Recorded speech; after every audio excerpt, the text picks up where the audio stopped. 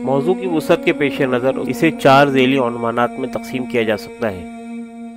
اسلام میں بیٹی کے معاشرتی حقوق، نمبر 2 بیوی کے معاشرتی حقوق، ماں کے معاشرتی حقوق، بہن کے معاشرتی حقوق۔ نمبر 1، اسلام میں بیٹی کے معاشرتی حقوق۔ اسلام دختر کشی سے منع کرتا ہے۔ سورہ تکویر میں ارشاد رب العزت ہے، اور جب زندہ درگور لڑکی سے سوال کیا جائے گا کہ وہ کس گناہ میں ماری گئی۔ تکویر آیت 8-9۔ اسلام میں صرف دختر کشی ہی نہیں بلکہ مطلقاً اولاد کشی حرام ہے، چاہے لڑکا ہو یا لڑکی۔ سورہ نام میں ارشاد باری تعالی ہے، اور اپنی اولاد کو افلاس کے سبب قتل نہ کرو، ہم تمہیں بھی رزق دیتے ہیں اور انہیں بھی۔ الانعام آیت 151۔ ایسا ہی حکم سورہ بنی اسرائیل میں بھی مذکور ہے، اور تم اپنی اولاد کو تنگ دستی کے خوف سے قتل نہ کیا کرو، ہم انہیں رزق دیں گے اور تمہیں بھی، ان کا قتل یقیناً بہت بڑا گناہ ہے۔ بنی اسرائیل آیت 31۔ اسلام سے قبل عرب عام طور پر بچیوں کو زندہ درگور کر دیا کرتے تھے۔ الحمدللہ ظہور اسلام سے اس قبیح رسم کا خاتمہ ہو گیا، لیکن بدقسمتی سے بھارت میں یہ رسم اب بھی کہیں کہیں جاری ہے۔ اسے مرنے دو، لیٹ ہر ڈائی۔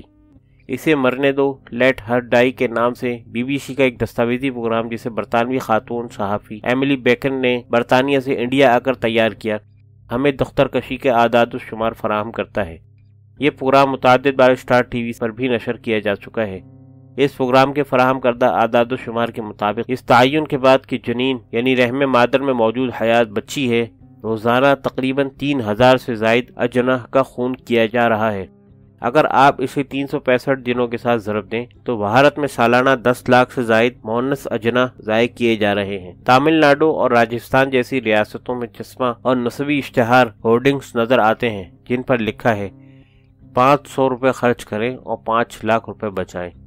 اس کا مطلب یہ ہے کہ 500 روپے اس طبی معائنے اور تشخیص کا معاوضہ ادا کریں جس کے ذریعے یہ معلوم ہو کہ جنین لڑکا ہے یا لڑکی، اور اگر یہ لڑکی ہے تو اسقاط حمل کے ذریعے 5 لاکھ روپے بچا لیں۔ وہ کس طرح؟ لاکھوں روپے آپ اس کی پرورش پر خرچ کریں گے اور لاکھوں کا جہیز دینا پڑے گا۔ تامل ناڈو کے سرکاری اسپتال کی رپورٹ کے مطابق ہر 10 بیٹیوں میں سے 4 کو مار دیا جاتا ہے۔ انڈیا میں عورتوں کی آبادی مردوں سے کم ہونا اچنبھے کی بات نہیں۔ انڈیا میں دختر کشی صدیوں سے جاری ہے۔ اگر آپ 1901 کی مردم شماری کے اعداد و شمار کا جائزہ لیں تو اس وقت ہر 1000 مردوں کے مقابلے میں 972 عورتیں تھیں۔ 1981 کے مردم شماری کے مطابق ہر 1000 مردوں کے مقابلے میں 934 عورتیں، اور 1991 کی مردم شماری کے مطابق ہر 1000 مردوں کے مقابلے میں 927 عورتیں تھیں۔ آپ نے سماعت فرمایا کہ عورتوں کا تناسب ہر سال کم ہو رہا ہے، اور جب سے طبی علوم نے ترقی کی ہے اس قبیح رسم میں تیزی آ گئی ہے، جبکہ اسلام طفل کشی سے منع کرتا ہے، چاہے وہ بیٹا ہو یا بیٹی۔ کیا یہ اسلامی رویہ فرسودہ ہے؟ اسلام بیٹی کی ولادت پر مسرت اور شادمانی کا حکم دیتا ہے۔ اسلام نہ صرف بچوں کے قتل سے روکتا ہے بلکہ بیٹی کی ولادت پر مسرور و شادمہ ہونے اور بیٹی کی ولادت کا سن کر افسردہ ہونے کی سختی سے مذمت کرتا ہے۔ آپ سورہ نحل کا مطالعہ کریں گے تو آپ دیکھیں گے اس کا ترجمہ ہے، اور جب ان میں سے کسی کو بیٹی کی خوشخبری دی جاتی ہے تو مارے غصے کے اس کا منہ سیاہ ہو جاتا ہے۔ اس بری خبر کی وجہ سے وہ لوگوں سے چھپتا پھرتا ہے۔ کیا اسے ذلت کے ساتھ زندہ رہنے دے یا اسے زیر خاک دبا دے؟ دیکھو کتنا برا فیصلہ ہے جو یہ کر رہے ہیں۔ سورہ نحل آیات 58-59۔ اسلام میں بیٹی کی احسن طریقے سے پرورش کا حکم دیا گیا ہے۔ مسند احمد کی حدیث کے مطابق رسول خدا صلی اللہ علیہ وسلم فرماتے ہیں، جو کوئی 2 بیٹیوں کی احسن طریقے سے پرورش کرے گا وہ قیامت کے دن میرے ساتھ ہوگا جیسے 2 انگلیاں ساتھ ہوتی ہیں۔ ایک اور حدیث مبارک میں ارشاد ہے، جس شخص نے 2 بیٹیوں کی صحیح طریقے سے پرورش کی، ان کا خیال رکھا، ان سے محبت اور شفقت سے پیش آیا، وہ جنت میں داخل ہوگا۔ ایک اور حدیث نبوی صلی اللہ علیہ وسلم کے مطابق حضرت صلی اللہ علیہ وسلم کے محضر اقدس میں ایک شخص نے اپنے بیٹے کو پیار کیا اور اپنی گود میں بٹھا لیا، لیکن اپنی بیٹی کے ساتھ ایسا نہیں کیا، تو آپ صلی اللہ علیہ وسلم نے فوراً ناپسندیدگی کا اظہار کرتے ہوئے فرمایا، تمہیں چاہیے تھا کہ اپنی بیٹی کو بھی پیار کرتے اور دوسرے زانوں پر بٹھاتے۔ حضرت صلی اللہ علیہ وسلم نہ صرف انصاف کی تلقین فرماتے بلکہ آپ کا اسوہ حسنہ بھی اسی طرز عمل کا منہ بولتا ثبوت ہے۔ نمبر 2، اسلام میں بیوی کے معاشرتی حقوق۔ سابقہ تمام تہذیبوں میں عورت کو شیطان کا اعلی کار سمجھا جاتا تھا، جبکہ قرآن عورت کو محصنہ کا لقب دیتا ہے، یعنی شیطان کے مقابل دفاعی قلعہ۔ جب ایک نیک عورت کسی مرد سے شادی کرتی ہے تو اسے غلط راہ پر چلنے سے روکتی ہے اور صراط مستقیم یعنی سیدھے راستے پر چلنے میں اس کی مددگار ہوتی ہے۔ رسول خدا صلی اللہ علیہ وسلم کا ارشاد گرامی ہے، اسلام میں رہبانیت نہیں ہے، اور صحیح بخاری کی ایک حدیث میں ارشاد نبوی ہے، ہر مستقی نوجوان کو چاہیے کہ وہ شادی کرے، اس سے اسے نگاہ نیچی رکھنے اور اپنی پاک دامنی کی حفاظت میں مدد ملے گی۔ حضرت انس رضی اللہ عنہ سے روایت ہے، ایک حدیث میں حضرت صلی اللہ علیہ وسلم نے ارشاد فرمایا، جس نے شادی کر لی اس نے اپنے آدھے دین کی تکمیل کر لی۔ ایک دفعہ ایک شخص نے مجھ سے پوچھا کہ اس کا مطلب یہ ہے کہ اگر میں 2 شادیاں کر لوں تو میرا دین مکمل ہو جائے گا؟ اس شخص نے فرمان نبوی صلی اللہ علیہ وسلم کو صحیح طور پر نہیں سمجھا۔ حضرت صلی اللہ علیہ وسلم کی اس حدیث سے یہ مراد ہے کہ شادی آپ کو جنسی بے راہ روی، زنا اور ہم جنس پرستی سے روکتی ہے، اور دنیا کے نصف جرائم انہی کے سبب ہوتے ہیں۔ شادی آپ کو میاں بیوی اور ماں باپ بننے کا موقع فراہم کرتی ہے، اور اسلام میں بیوی، میاں اور ماں باپ کے فرائض بہت اہمیت کے حامل ہیں۔ لہذا کوئی ایک شادی کرے یا 4، اس سے کوئی فرق نہیں پڑتا، اس کا صرف نصف دین ہی محفوظ ہوگا۔ قرآن مجید میں لکھا ہے کہ ہم نے میاں بیوی کے دلوں میں محبت ڈال دی ہے۔ سورہ روم میں ارشاد رب العزت ہے، اور یہ اس کی نشانیوں میں سے ہے کہ اس نے تمہارے لیے تمہاری ہی جنس سے ازدواج پیدا کیے تاکہ تم ان سے سکون حاصل کرو، اور اس نے تمہارے مابین محبت اور مہربانی پیدا کی۔ غور و فکر کرنے والوں کے لیے یقیناً اس میں نشانیاں ہیں۔ سورہ روم آیت 21۔ سورہ نساء کی 21ویں آیت کے مطابق شادی ایک مضبوط عہد و پیمان اور ایک مقدس قول و قرار کا نام ہے۔ سورہ نساء میں ہی ارشاد قدرت ہے، اے ایمان والو، تمہارے لیے جائز نہیں کہ تم عورتوں کے زبردستی وارث بنو۔ سورہ نساء آیت 19۔ اس کا مطلب یہ ہے کہ شادی کے لیے فریقین کی رضامندی درکار ہے۔ شادی کے لیے مرد اور عورت دونوں کا راضی ہونا ضروری ہے، یہاں تک کہ باپ بھی اپنی بیٹی کی مرضی کے خلاف اس کی شادی نہیں کر سکتا۔ صحیح بخاری کی ایک حدیث ہے جو بیان کرتی ہے، ایک عورت کی مرضی کے خلاف اس کے باپ نے اس کی شادی زبردستی کر دی، اور وہ عورت رسول اکرم صلی اللہ علیہ وسلم کے پاس چلی آئی، آپ نے اس نکاح کو فسخ کر دیا۔ ابن حنبل کی ایک حدیث میں بھی اسی طرح کا حکم ملتا ہے، ایک لڑکی کے باپ نے اس کی زبردستی شادی کر دی، لڑکی بارگاہ نبوی میں حاضر ہوئی اور شکایت کی۔ حضرت صلی اللہ علیہ وسلم نے فرمایا، تمہاری مرضی ہے، چاہو تو نکاح کو باقی رکھو، چاہو تو فسخ کر دو۔ بس شادی کے لیے لڑکے اور لڑکی دونوں کی رضامندی ضروری ہے۔ اسلام میں عورت کو گھر کی بیوی، ہاؤس وائف کے بجائے ربط الدار، گھر کی بالکا، ہوم میکر کی حیثیت حاصل ہے، کیونکہ اس کی شادی گھر کے ساتھ نہیں ہوتی۔ اکثر لوگ اصطلاحات کو ان کے معنی سمجھے بغیر اپنا لیتے ہیں۔ ہاؤس وائف کا مطلب ہے گھر کی بیوی۔ مجھے امید ہے کہ خواتین آئندہ خود کو ہاؤس وائف کے بجائے ہوم میکر کہلوانا پسند کریں گی۔ اسلام میں عورت کی شادی آقا سے نہیں ہوتی کہ وہ اس سے لونڈی یا نوکرانی جیسا سلوک کرے، بلکہ برابری کی سطح پر مرد سے ہوتی ہے۔ ابن حنبل کی روایت کردہ احادیث کا مفہوم یہ ہے، ایمان والوں میں سب سے اچھے وہ ہیں جو کردار اور برتاؤ میں اچھے ہیں، اور جو اپنے اہل خانہ اور اپنی بیویوں کے حق میں اچھے ہوں۔ اسلام مرد اور عورت کو مساوی حقوق دیتا ہے، اور قرآن پاک بڑے واضح انداز میں بیان کرتا ہے کہ مردوں اور عورتوں، بیویوں اور شوہروں کے ہر حوالے سے مساوی حقوق ہیں، سوائے گھر کی سربراہی کے۔ سورہ بقرہ میں ارشاد ہوتا ہے، عورتوں کو بھی دستور کے مطابق ویسے ہی حقوق حاصل ہیں جیسے مردوں کے حقوق ان پر ہیں، البتہ مردوں کو عورتوں پر 1 درجہ حاصل ہے۔ سورہ بقرہ آیت 228۔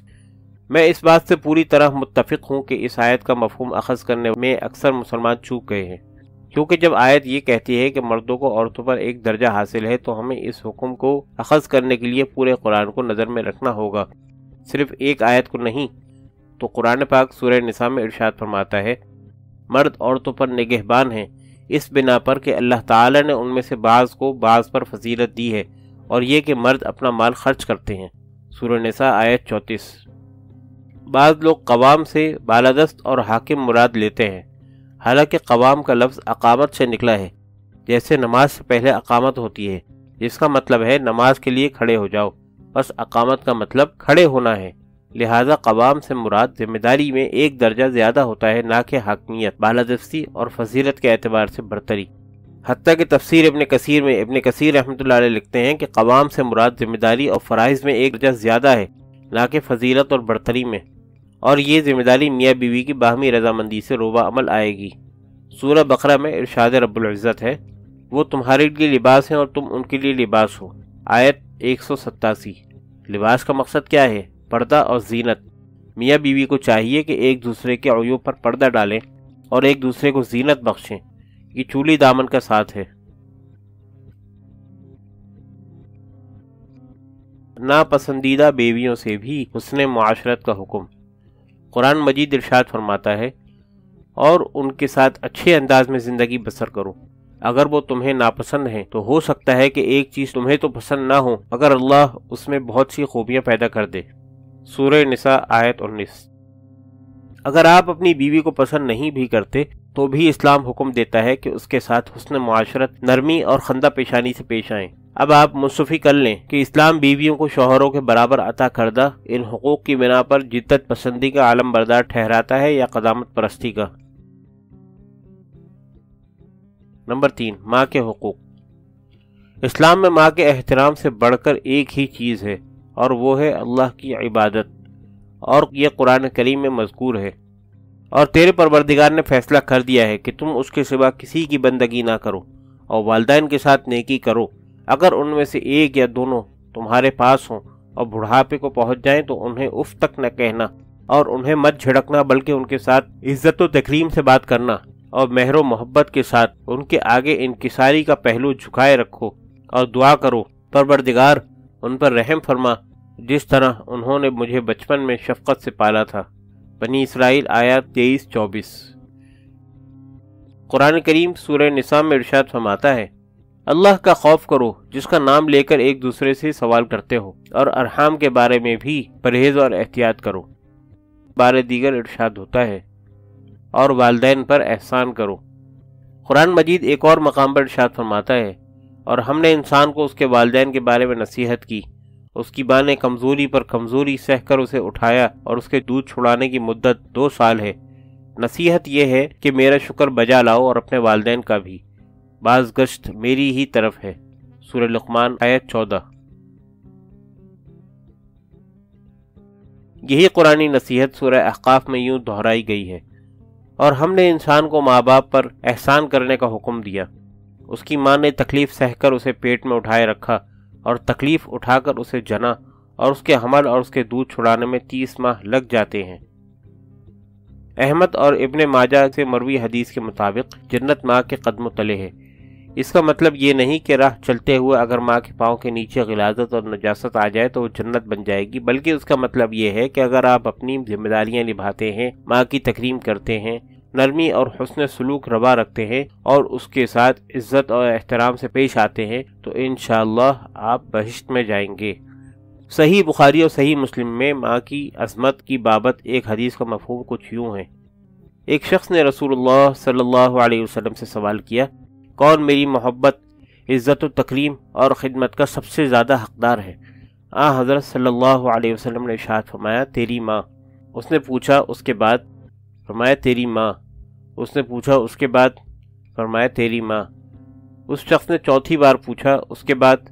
تب حضرت صلی اللہ علیہ وسلم نے فرمایا تیرا باپ۔ گویا 75% محبت و عزت کا استحقاق ماں کا اور 25% باپ کا ہے۔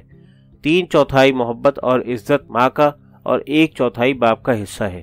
مختصر لفظوں میں سونے، چاندی اور کانسی کے تمغے ماں کے نام اور باپ کے لیے حوصلہ افزائی کا نام۔ نمبر 4، اسلام میں بہن کے حقوق۔